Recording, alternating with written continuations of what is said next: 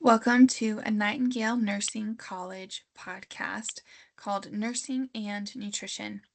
In this episode, we are going to be looking at proteins.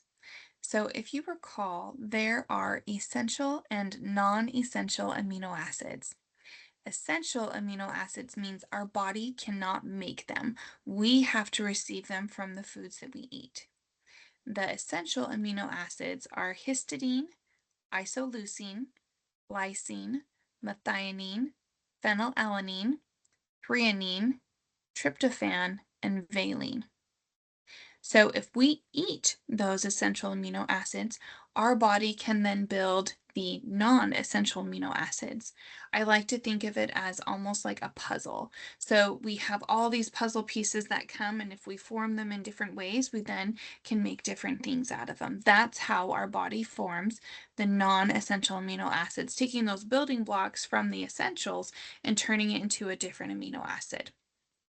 So the non-essential amino acids are arginine, alanine, aspartic acid, cysteine, glutamic acid, glutamine, glycine, proline, serine, and tyrosine.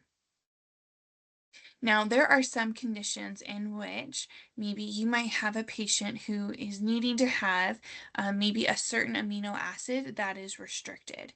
So, for example, if you had a patient who had PKU, they would not be able to eat phenylalanine.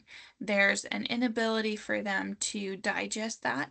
And so, if they had high phenylalanine levels, it would actually result in brain damage. That's part of why patients who have PKU have that special formula that they drink where it has those kind of broken down amino acids. So it's the ones that they can tolerate without the phenylalanine. And they have very low protein diet is what they eat because they don't want to have that brain damage happen because of the presence of phenylalanine. You also might have some patients who maybe have a renal disorder. Now, for some renal disorders, especially in kids, their protein intake is going to need to be monitored because we don't want to stress their kidneys, but we still want them to grow. For adults, it's not uncommon for that protein intake to be restricted if you have a patient with a renal condition. But check again with the medical team that you're working with because renal conditions can vary for maybe the severity of how much the disease has progressed, and also if that patient needs to grow or not, which is in turn going to affect the amount of protein that that patient needs. Failure to thrive is another diagnosis where maybe we have a young child who is not growing appropriately and their protein needs might be higher. If you have an infant who is premature, their protein needs are going to be higher because they're going to have that catch-up growth as well. Now, there's two conditions that you will need to know, not just for this class, but also as an RN. One is marasmus. So, marasmus is where there is a deficiency of all macronutrients, where there's a deficiency in protein, in carbohydrate, and in fat. And that is what's resulting in that malnutrition. So I used to remember when I was in college for marasmus, it wanted more. It had all of them. That's how it had carbohydrate, protein, and fat deficiency. The other malnutrition diagnosis that you might come across as an RN is kwashiorkor. So for that malnutrition piece, it's just a severe protein deficiency. That and it has kind of a lot of edema, a lot of kind of swelling in the extremities, and then a very swollen abdomen. That's different. That's just from a very severe protein deficiency. And I've seen kwashiorkor-like symptoms in the eating disorder hospital when I would have patients who would be very extremely protein deficient. They would have kind of almost kind of more of a swollen abdomen because of that deficiency. Now, know if someone needs protein and they're not eating enough protein, it's very common for their body to start to break down muscle and organ tissue to get the protein that the body needs to function. That's part of why when we have someone who's under eating protein, if they are just to get their labs drawn, their labs might look okay, even though they're having a lot of maybe muscle weakness and fatigue. Complete proteins come from two different sources. First, animal proteins. So if you look at the protein that's in, say, like a solid meat or dairy, that is going to be a complete protein. Now, when we have maybe a vegan or a vegetarian eating style, we have to be a little bit more creative to have those complete proteins. There is one plant-based complete protein that I know of, and that's quinoa. All other plant-based proteins are a partial protein. That's part of why if you pair beans with rice, we get a complete protein. So I'm going to go ahead and use my hands as an example for this. If you are washing dishes and just listening to this podcast, you're welcome to use your own hands to demonstrate this as well. So let's say, just for an easy example, that you're going to have a meal with rice and beans. Let's say that the rice has 5 essential amino acids in it, and the beans has 4. When we take, and you can put 4 fingers on one hand and 5 fingers on the other hand.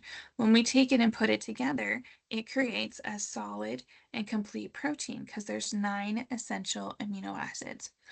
So as we put that together and you piece your and link your fingers together, you can see that it creates, like 2 hands linked together. That's how it creates that complete protein. So if that's an easy way for you to remember it as we put different plant-based items together, that will create that plant complete protein. So we can do that by pairing a legume, such as a bean or a peanut, and other legumes as well, like a lentil, pairing that with either a whole grain, another legume, or we can pair it with a nut or a seed. So that's how we can get complete proteins.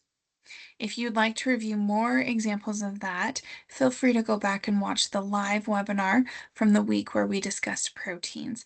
That will help you to see what other complete protein options there are.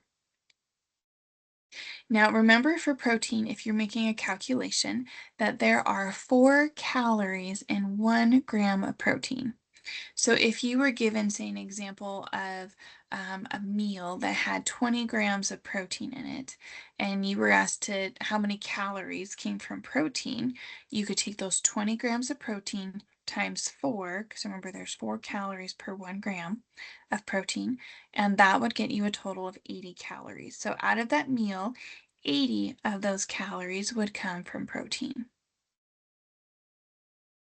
And remember, for adults, the recommendation for protein is 0.85 grams of protein per kilogram of body weight a day.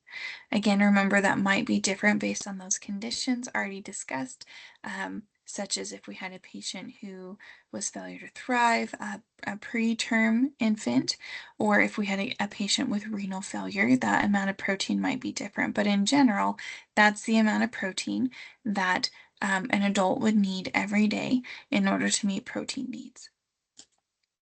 If you recall from the AMDR or the acceptable macronutrient distribution range, our body needs 10 to 35% of all calories from protein. So that's 10 to 35% of all calories eaten in one day should come from protein. So that's another quick way to check that. That is something you will need to have memorized for this class. And also, it's good for you to know in general as a nurse, so you can keep an eye out and an ear out for patients maybe who might be protein deficient because they're not eating enough protein. Or maybe for patients who are over consuming protein, because that can cause other issues as well. So thank you for your time. I hope this was a helpful review of proteins. Take care and flame forward.